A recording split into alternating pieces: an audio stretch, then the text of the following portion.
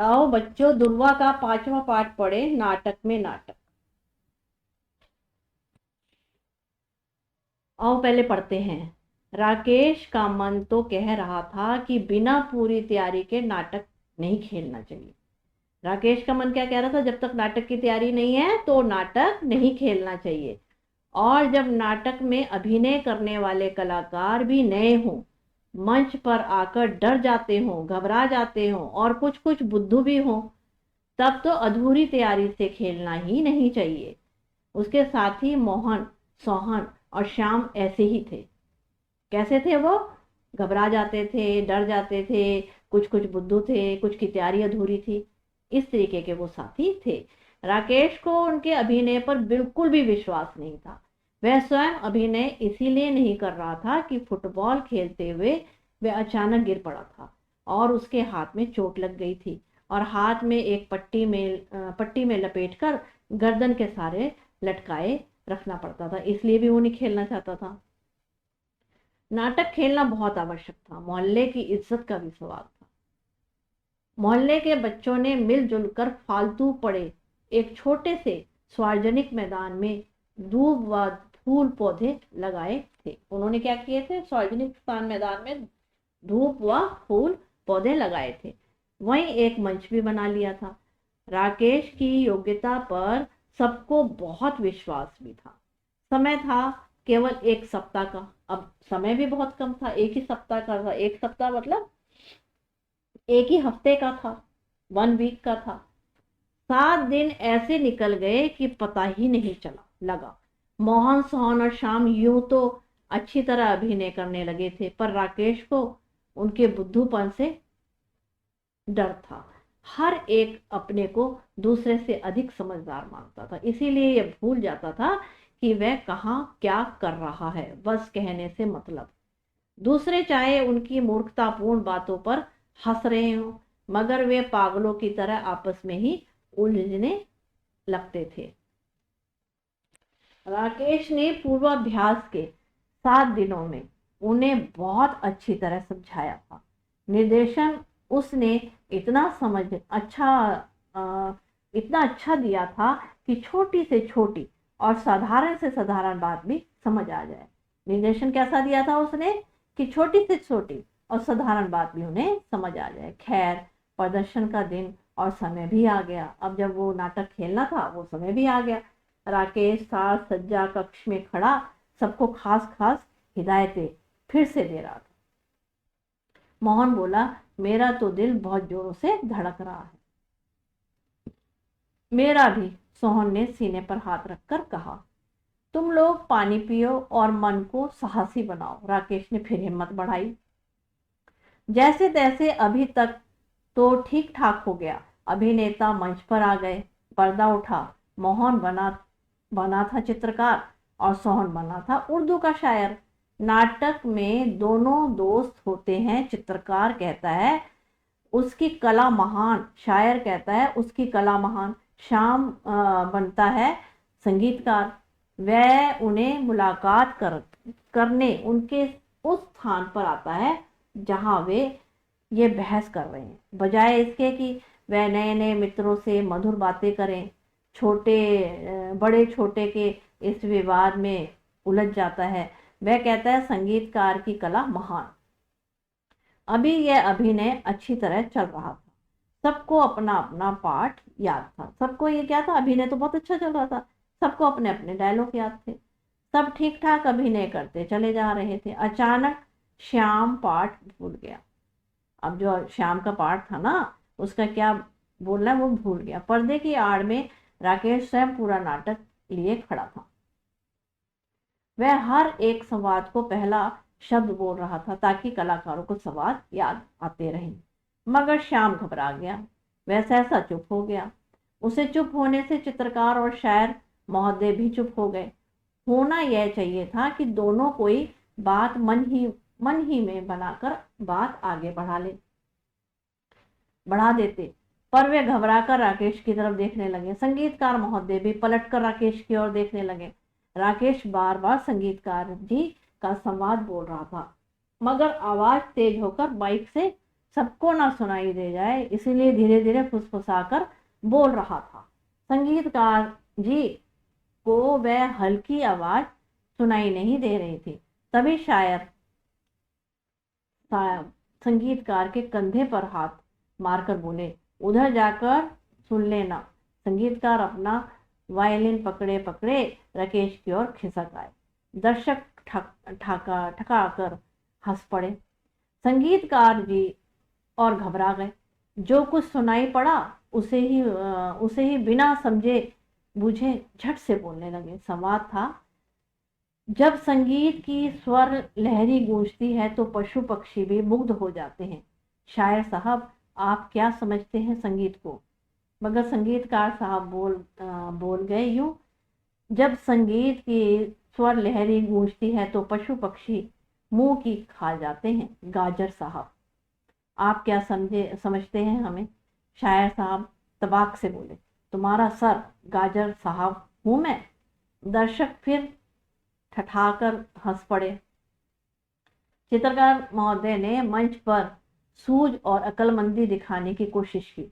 इनका मतलब है आपकी शायरी गाजर मूली है और आप गाजर साहब हैं, सो इनकी कला महान है, मगर मेरी कला इनसे भी महान है। राकेश दांत पीस रहा था। उसकी सारी मेहनत पर पानी पड़ गया था, पर इस तरह बात संभलते देखकर कुछ शांत हुआ। इस बार शायर साहब बुद्धूपना दिखा बैठे। गुस्से होकर बोले, तूने भी गलत बोल दिया। मुझे गाजर साहब कहने की बात थी क्या? और मेरी शायरी गाजर मूली है तो तेरी चित्रकला झाड़ू फेरना है, पोतना है, झक मारना है? चित्रकार महोदय ने हाथ उठाकर कहा, देख, मुंह संभाल कर बोल। दर्शक फिर बड़े जोर से हंस पड़े। राकेश घबरा रहा था, गुस्सा भी आ रहा था और रोना भी। सारी इज्जत मिट्टी में मिल गई।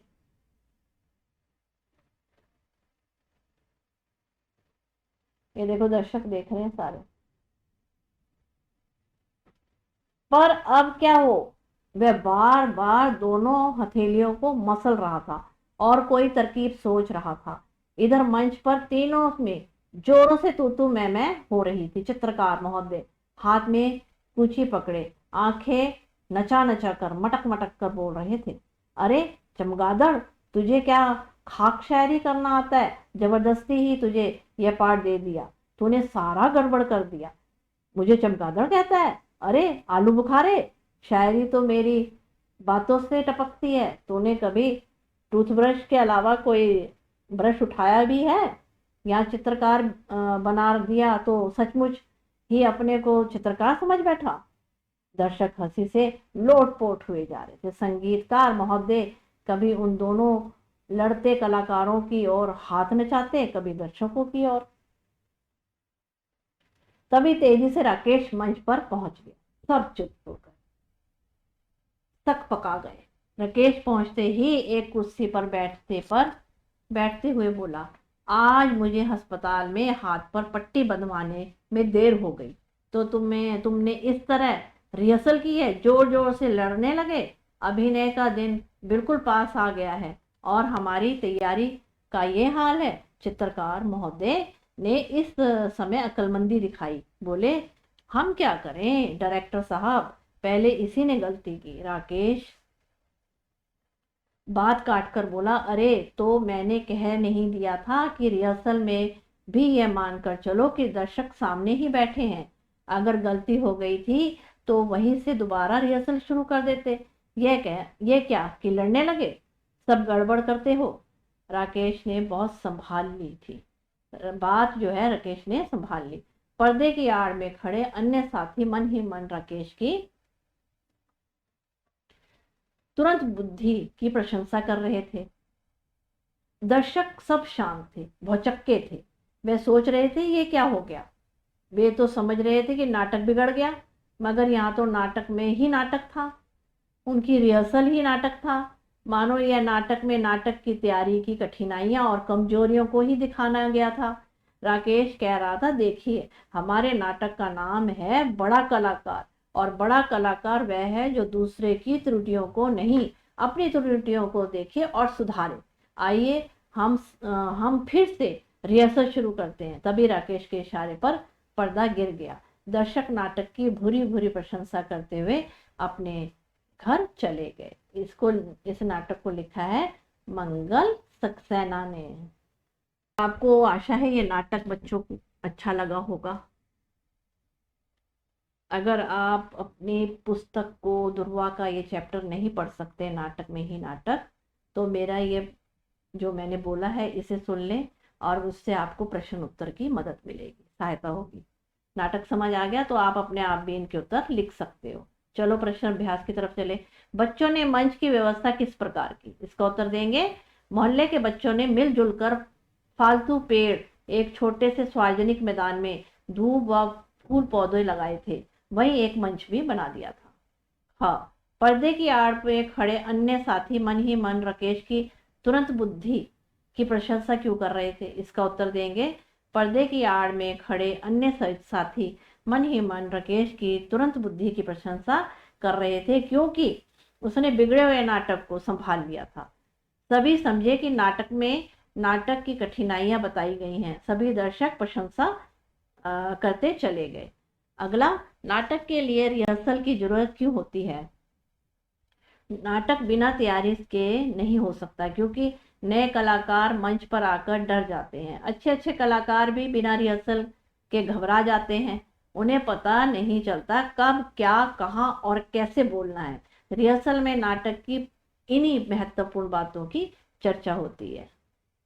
अगला प्रश्न, जब नाटक में अभिनय करने वाले कलाकार भी नहीं हो, मंच पर आकर डर जाते हो, घबरा जाते हो और कुछ कुछ बुद्धू भी हो, तब तो अधूरी तैयारी से खेलना ही नहीं चाहिए। तो इसका उत्तर देंगे, ऊपर के वाक्यों में नाटक से जुड़े कई शब्द आए, जैसे अभिनय, कलाकार और मंच आदि। तुम पूरी कहानी को पढ़कर ऐसे ही शब्दों की सूची बनाओ।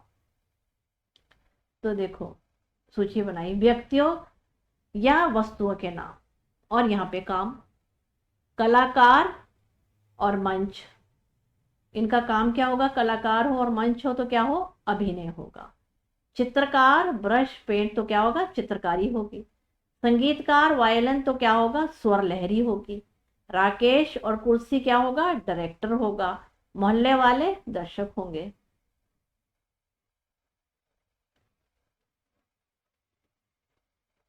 इसका उत्तर हो गया। अब आगे चलें। सोहन बना था शायर। तुम किसी गजल को किसी पुस्तक में पढ़ सकते हो या किसी व्यक्ति द्वारा गाते हुए सुन सकते हो। इनमें से तुम्हें जो भी पसंद हो उसे इकट्ठा करो।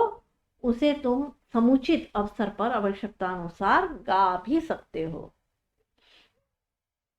आंसर है, छात्र अपनी पसंद के अनुसार स्वयं गजलों को इकट्ठा करें। इसके लिए जगजीत सिंह की, गुलाम अली की, पंकज उदास आदि की गजलें सुन सकते हैं और एकत्रित भी कर सकते हैं। कहाँ से? ये गजलें आपको बाजार में सरलता से उपलब्ध है, मार्केट में। श्याम घबरा गया, वह सहसा चुप हो गया। उसके चुप होने से चित्रकार और शायर महोदय भी चुप हो गए।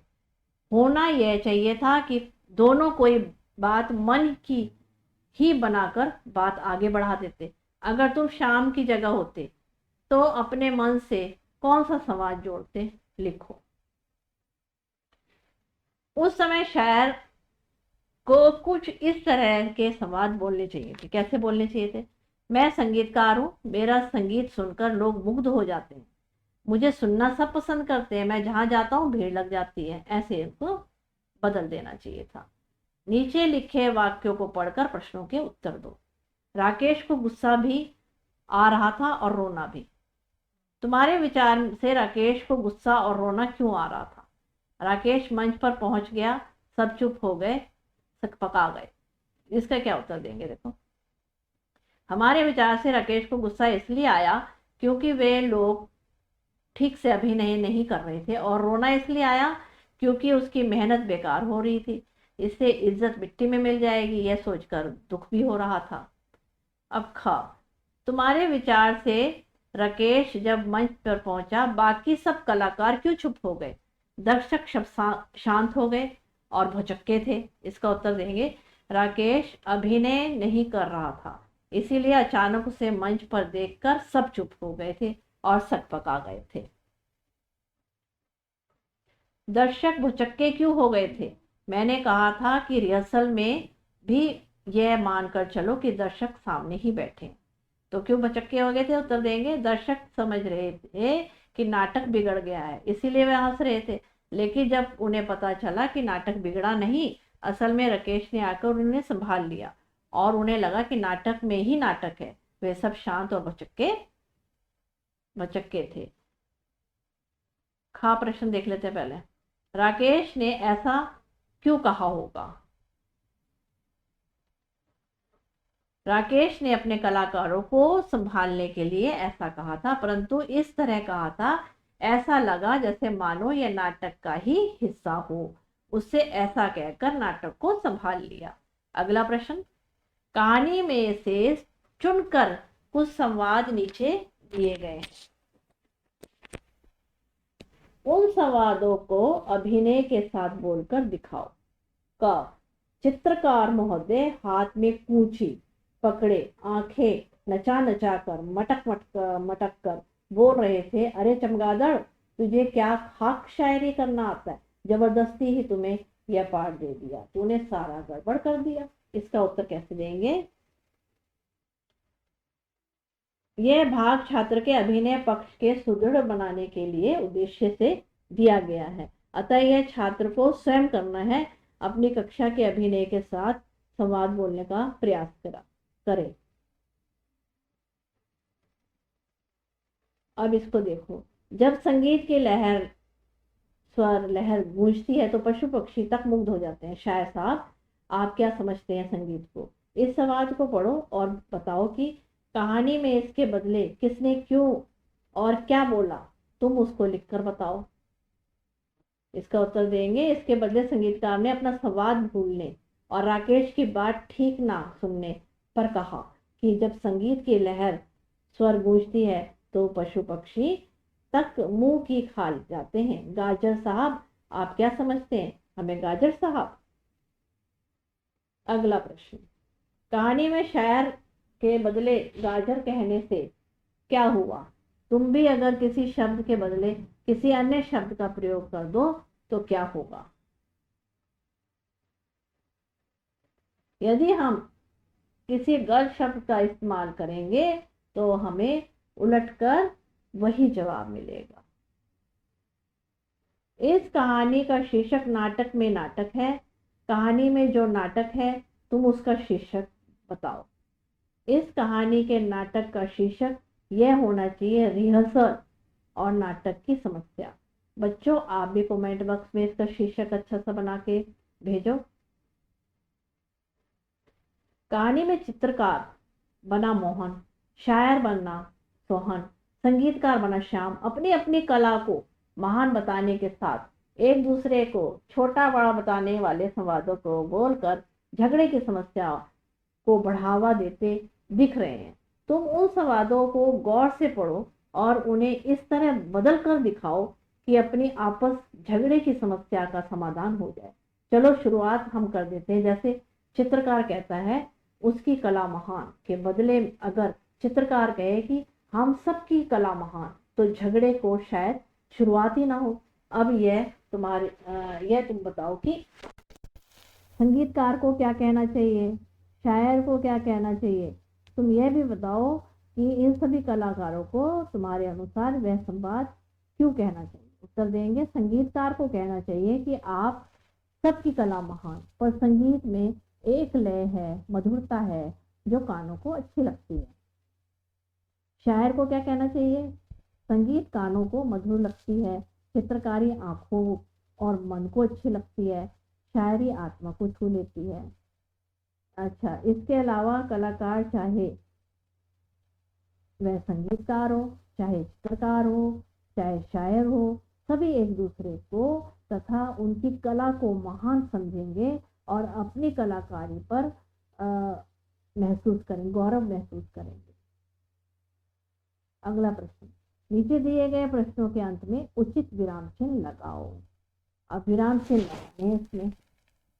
शायर साहब बोले, उधर जाकर सुन लेना, तो क्या ऐसे देखो, यहाँ पे इसका उत्तर है, मैं लिख के तो बता नहीं सकती हूँ, यहाँ पे दिया हुआ है।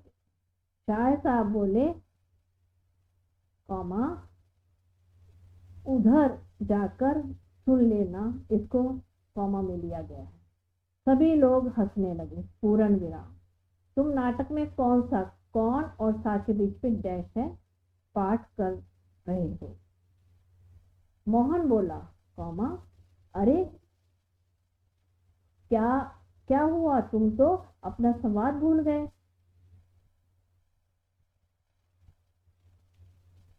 धन्यवाद। आशा है आपको प्रश्न उत्तर अच्छे से समझ आ गए होंगे और लेसन भी अच्छे से समझ आ गया होगा।